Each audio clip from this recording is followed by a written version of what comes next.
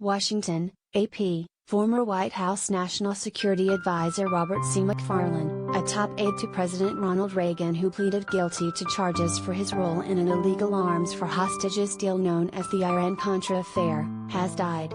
He was 84.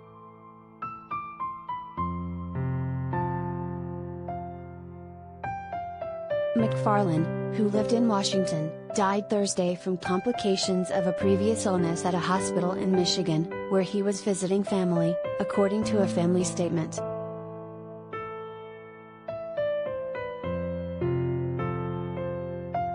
As his family, we wish to share our deep sadness at the loss of our beloved husband, father and grandfather, and note his profound impact on our lives, the family said in the statement. Though recognized as a strategic political thinker, we remember him for his warmth, his wisdom, his deep belief in God, and his commitment to serving others.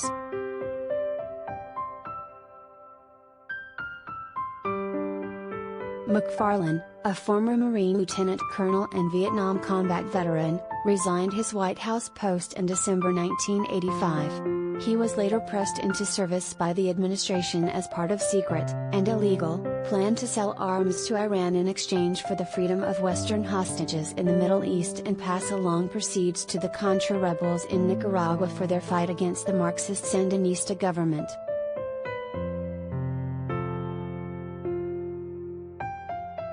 He played a major role in the affair, leading the secret delegation to Tehran, then is now a U.S. adversary, to open contact with so-called moderate Iranians who were thought to hold influence with kidnappers of American hostages.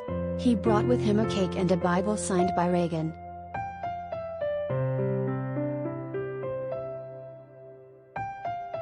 The scheme began to unfold after a cargo plane carrying a CIA-arranged shipment of arms was shot down in October 1986 by the Sandinistas in Nicaragua, setting off what eventually became one of the biggest modern political scandals.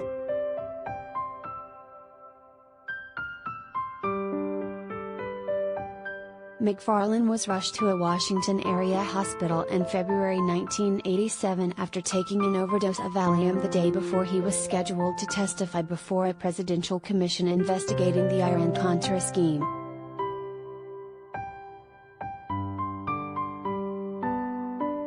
He pleaded guilty in March 1988 to 4 misdemeanor counts of withholding information from Congress. His lawyer said he was unfairly singled out because he, unlike other key figures, testified willingly before investigative panels. He also admitted his role.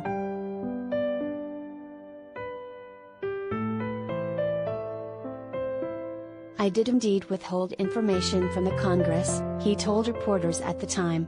"I believe strongly that, throughout, my actions were motivated by what I believe to be in the foreign policy interest of the United States."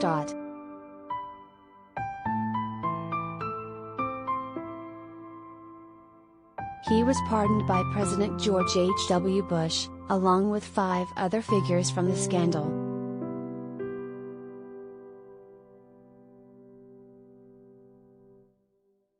McFarlane, a career Marine known as Bud to his friends, had risen to lieutenant colonel and to positions in the Nixon and Ford administrations. He served as National Security Special Assistant to Richard M. Nixon and Gerald R. Ford during their presidencies.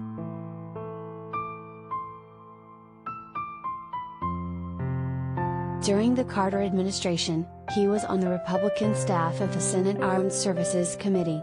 He returned to the executive branch with Reagan's election, serving as a State Department counselor until moving to the White House as National Security Advisor William Clark's deputy in January 1982. He was appointed to the top national security post in 1983.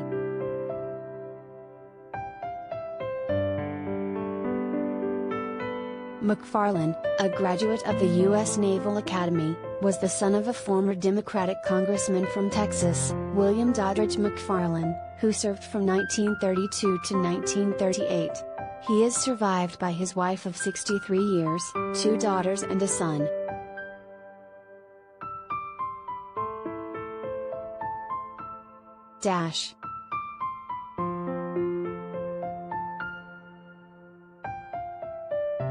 A Associated Press news researcher Rhonda Schaffner contributed from New York.